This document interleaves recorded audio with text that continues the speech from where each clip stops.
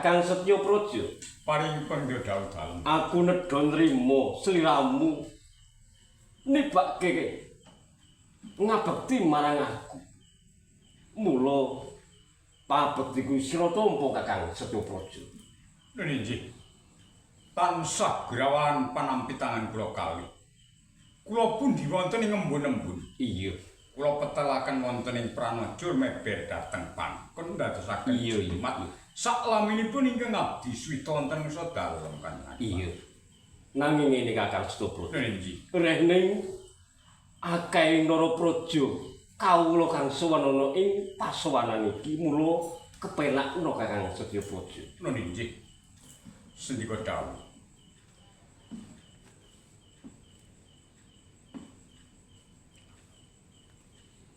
Kakang Setyo Praja, Paring dawuh. rikala semono aku utusan Senopati. Utusan Senopati kuwi ora ana liya ya kuwi Brasta anane rerusuh ana ing Gunung Klothok sing dipandhegani dening Baribin saandhane. Banjur tekan seprene kok durung ana kabar wusanane kepiye Kakang Setyo Praja. Nggih, lepat nyuwun sibirasa dalem. Iya.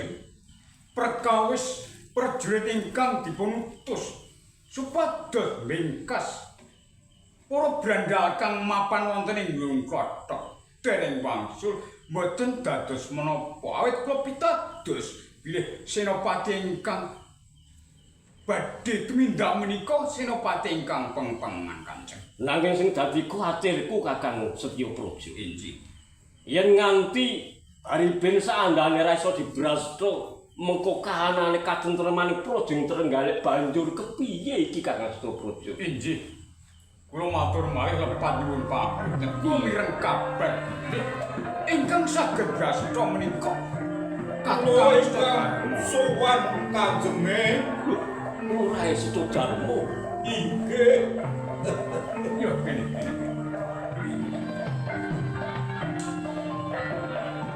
Kakang Sudarma, inggih kula Ndorapati kasugihan boten sowan. pangestu nipun Ndorapati wilujeng sowan kula. Namung kula ngaturaken sungkem pangabekti Ndorapati. Yo. Iba padha-padha Kakang Sudarma muga ndadekno kekuatane aku lan sliramu anggone bebrayan urip ana ing alam praja iki. Inggih Ndorapati. Aku krungu kabar bener sliramu kang bisa bingkas ngrangket marang Baribin sakanca. Inggih leres Ndorapati. Ya wis, nek ngono aku banget matur nuwun kepenak nunggu aku tak mujatur ngersane Kanjeng Adipati. Lha inggih ngestakaken dawuh. Pareng munjuk Kanjeng Adipati. Kepiye Kakang Setyo Praja? Malah menika Kakang Sudarma sampun sowan wonten Sandika. Oh, monggo Kakang Setyo Praja. Panguwas dalem wonten ngasta dalem. Iya. Yen ngono Kakang Setyo Darma bakal tak dangu. Inji. Lurah Setyo Darma, Inggih kula kajenge apa bener rerusuh ing Gunung Klothok bisa tok pikut, bisa tok ringkut kanggo katentremaning praja ing Trenggalek Kakang Setyo Darma. inggih leres Kanjeng. Tiang-tiang ing Gunung Klothok ingkang dipun pandhegani dening Baribin sak rencang. Oh Iya. sampun kula cetok. Ngono. Inggih mah Baribin sampun kula swanaken wonten ngersa Oh. Oh, dadi iki sing jenengane Baribin ngono. Inggih, inggih. Baribin, Inji kula mula rada maju sowanmu. nggih. Nggih, Sandika. Apa bener Baribin kang dadi pimpinane utawa mandhegane anane rerusuh ana ing Gunung Klothok? Bener apa? Kepareng mujuk Jeng Dipati. Kepiye? Inggih, leres. Leres. Banjur Gunung Klothok menika kula ingkang damel rusuh wonten ing Kadipaten Raja Dalem. Bandul pawadanmu apa, Paripin? Gini yo, kowe lan sak kancamu gawe rusuh ana ing Trenggalek. Pawadanmu apa? Nggih, warung munjuk Jeng Dipati. Iya.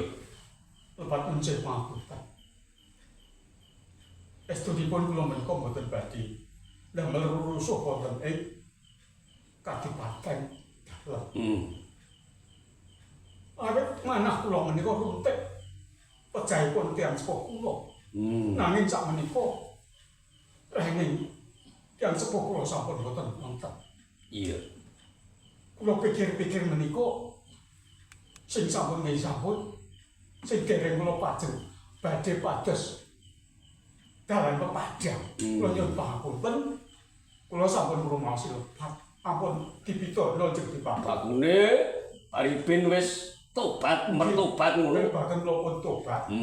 Iya.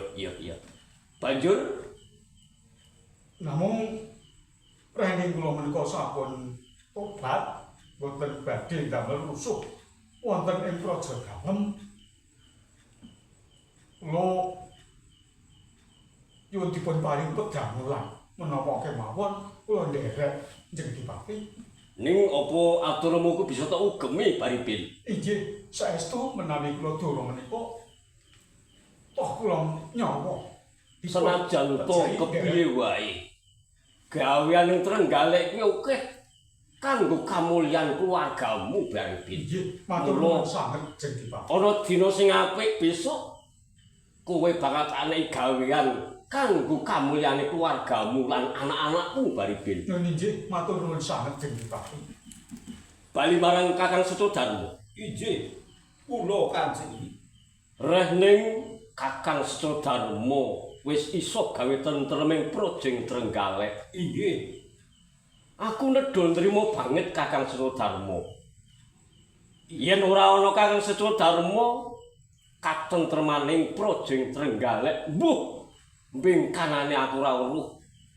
Nanging kepiye wae Kakang Setodarmo gawe padang, gawe katentremaning projeng Trenggalek. Mula reh ning Kakang Setodarmo wis gawe katentremaning projeng Trenggalek. Bebungah apa sing tak paringke marang Kakang Setodarmo. Iki kepiye Kakang Setodarmo? Inggih. Punten dalem sewu Kanjeng. Kula menika saestu boten badhe ngame-ame ganjaran wonten ngersa dalem.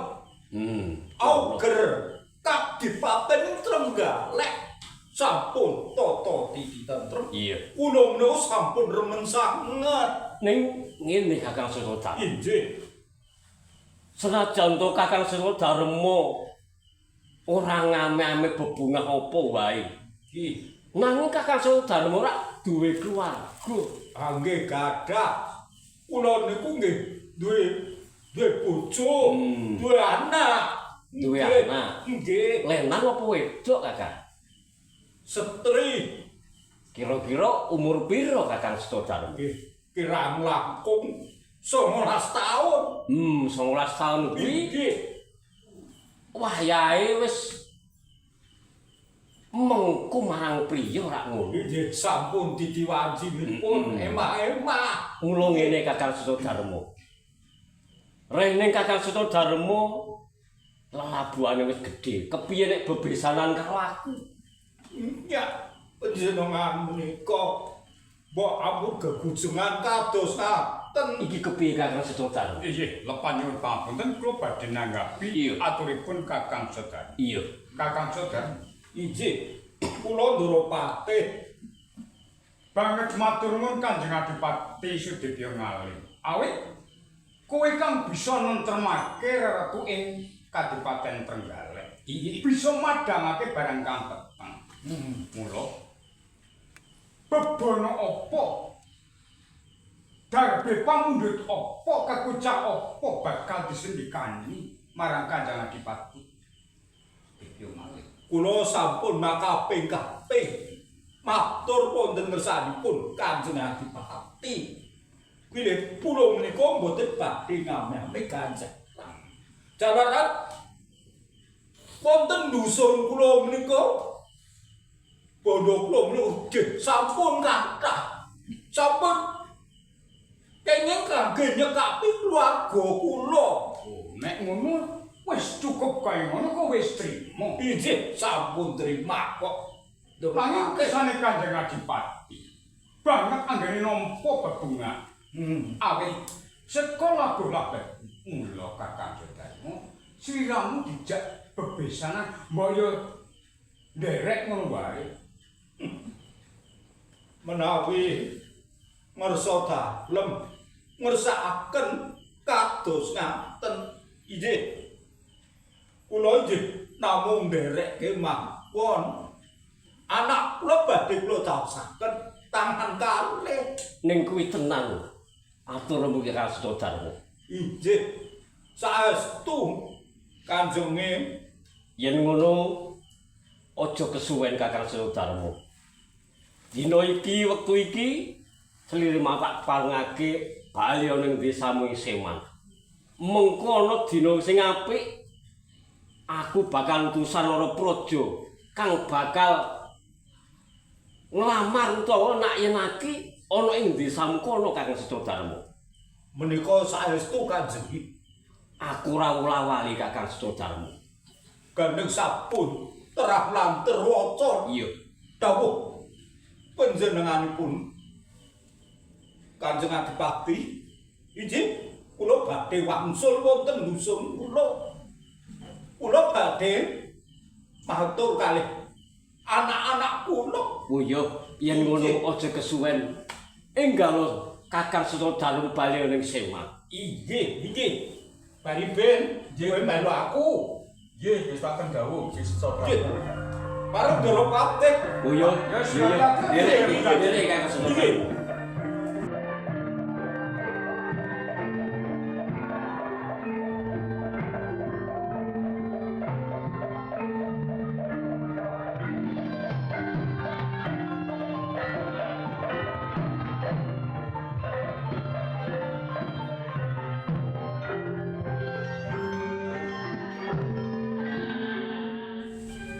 Kakang Setyopraja, Paring dawuh Kanjeng. iki ana ing pisowanan putraku Subrata ora ana sowan ana ing pasowanan. Apa Kakang Setyopraja ngawuningani putraku Subrata? Inggih. Lepat nyuwun papunten dalem Kanjeng Adipati. Mbok bilih nembe ribet ing kawontenan. Lajeng kersanipun Kanjeng Adipati kados Mula aku njaluk suwari putraku Kakang Setyopraja. inggih sendika dawuh.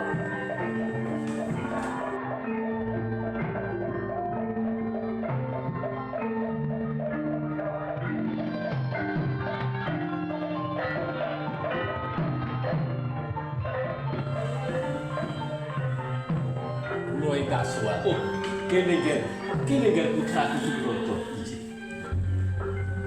Putraku nggih Subrata. Injih Ro. Iki Kadipaten Trenggalek wis katon ayom titi tentrem. Nanging nggih sliramu kok ora sowan ana ing pasowanan.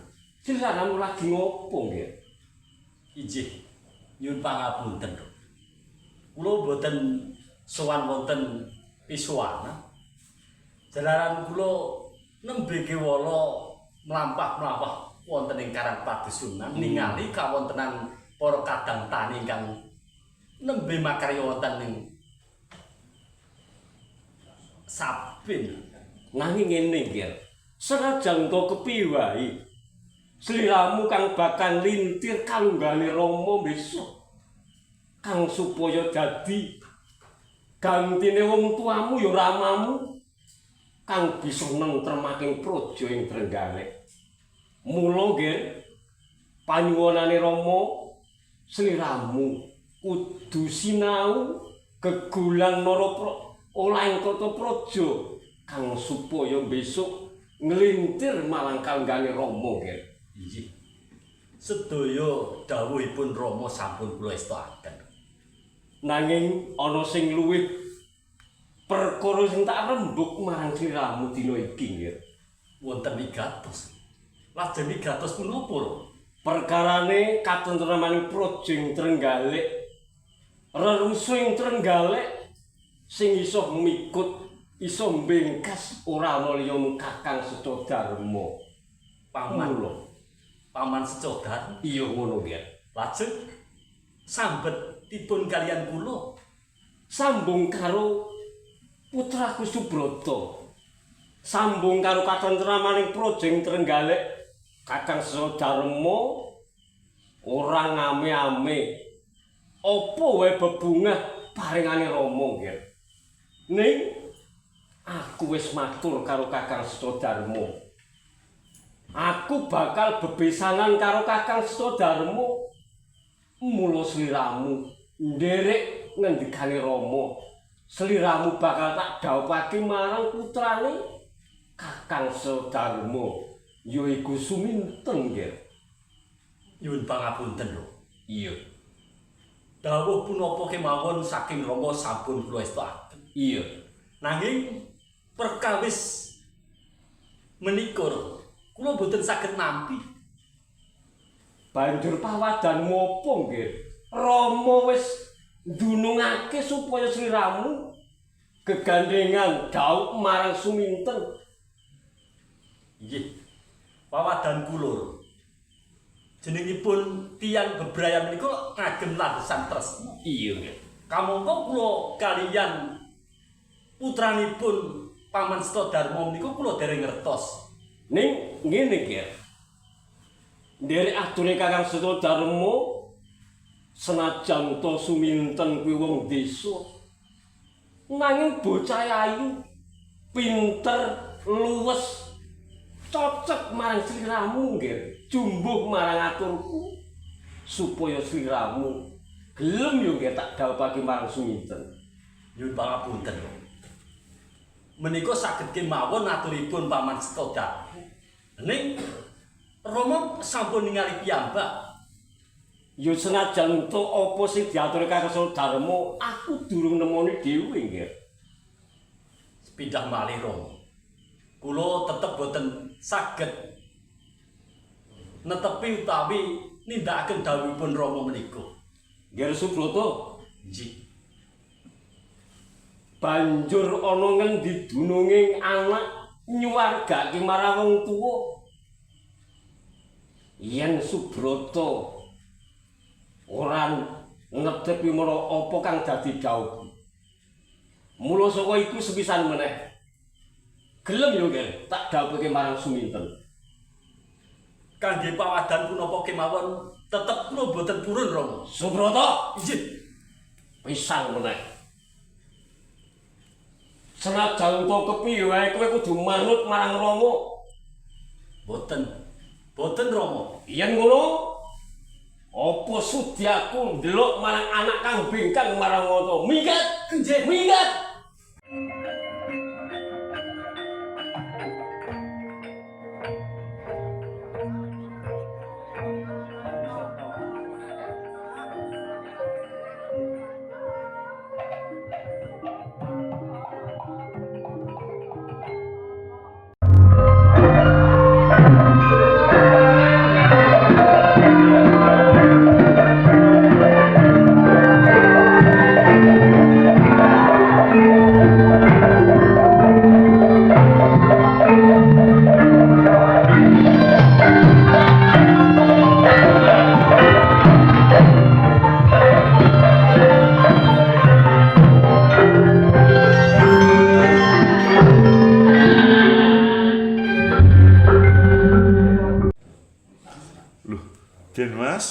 Den Mas Subrata. Monggo Den Mas Subrata.